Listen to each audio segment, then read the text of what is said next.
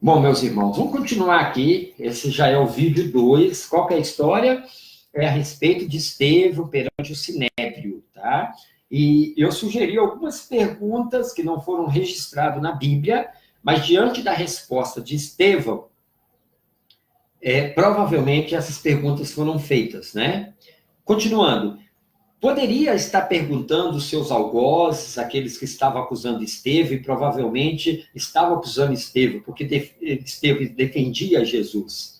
Então, se ele era realmente filho de Deus, por que quando foi preso, condenado, nunca se livrou, nunca tentou livrar da morte e dessa cruel morte por crucifixão numa cruz?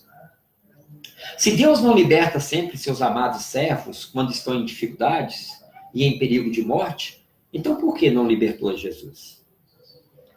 Como poderia ser o Messias, o ungido, se a própria nação o rejeitou e o colocou como impostor?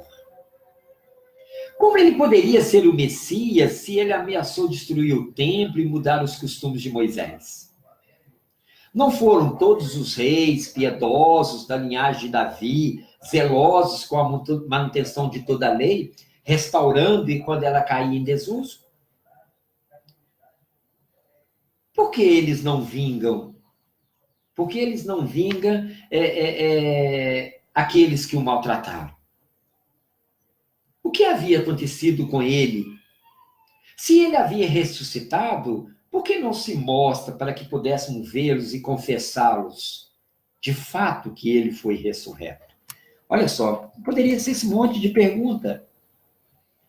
Então, o que a gente pode notar isto? Então, a resposta de Estevão, ela só poderia ser diante dessas acusações. Nós não temos como fugir para outra linha de raciocínio.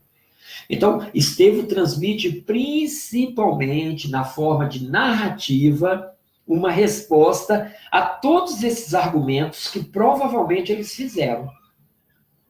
Então, Estevão, ele toma a história de Abraão, de José e de Moisés para poder defender.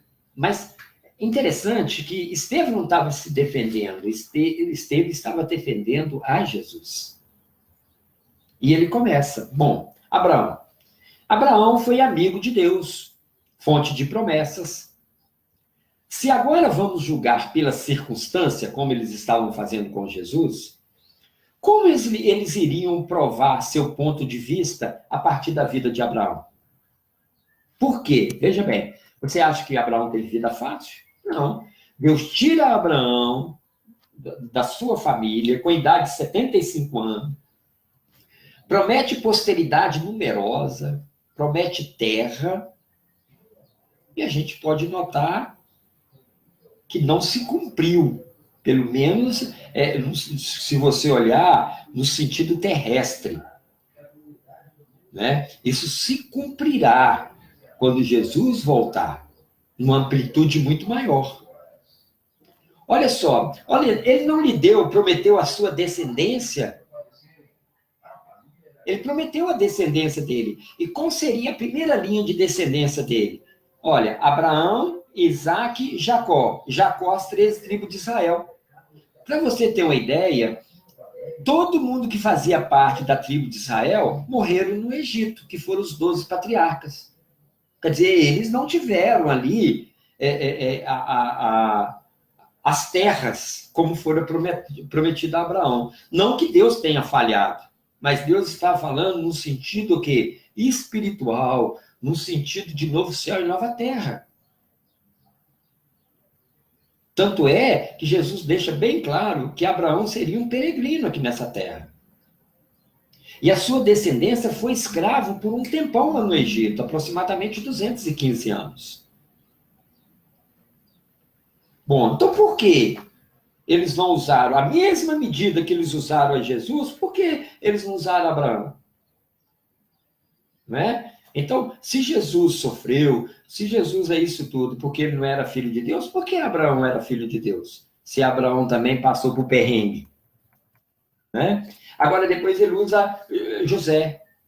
A Bíblia diz que José era amado por Deus. Mas vamos contar a história terrena de José. Foi contado pelos irmãos como transgressor. Jesus também foi. José foi vendido. Jesus também foi. Né? José foi vendido para os midianitas, desculpa. Jesus foi vendido, foi entregue aos romanos, foi vendido para os romanos. Quer dizer, coisas que aconteceram a José, aconteceram também a Cristo. Por que não julga José, não julga Cristo da maneira que julgava José? Né? Então, essas coisas foram faladas, e isso incomodava ele. A gente vê que José viveu uma vida de aflição, de humilhação. Foi ou não foi? Por que essa aflição, essa humilhação não serve como argumento de que Jesus também sofrera e era filho de Deus? O que a gente pode notar é que Deus, ele contou que Deus não apenas estava com José, mas livrou de todas as suas tribulações e deu-lhe graça e sabedoria ante o faraó, rei do Egito, que constituiu o governador sobre o Egito e toda a sua casa. Então, e Jesus ficou diferente? Não. Né? Jesus foi desprezado, foi vendido, foi acusado falsamente, assim como José foi. Foi acusado pelos seus irmãos, vendido pelos seus irmãos. Mas o que acontece? José, depois, ele foi promovido. Mas Jesus também foi promovido. Porque Jesus está reinando lá no céu, num cargo muito maior do que José do Egito. Não é isso? Então, nós podemos entender que ele estava usando a mesma medida com aqueles que eles acreditavam. E hoje, né, José do Egito foi um governador, não foi? Mas Jesus é o governante da terra e do céu. A primeira metade da vida de José, ela foi fortemente marcada por aflição. A segunda metade foi gloriosa como nunca vista anteriormente. Agora, não poderia estar assim acontecendo com Jesus de Nazaré? A primeira fase dele de humilhação, de aflição. Né? Então, essa é a primeira fase de Jesus. E a segunda? A segunda como governador de todo o céu e de toda a terra. Nós vamos gravar o próximo vídeo, eu dividi em 4, porque o assunto é extenso, mas é legal. Que Deus te abençoe, hoje e sempre. Amém.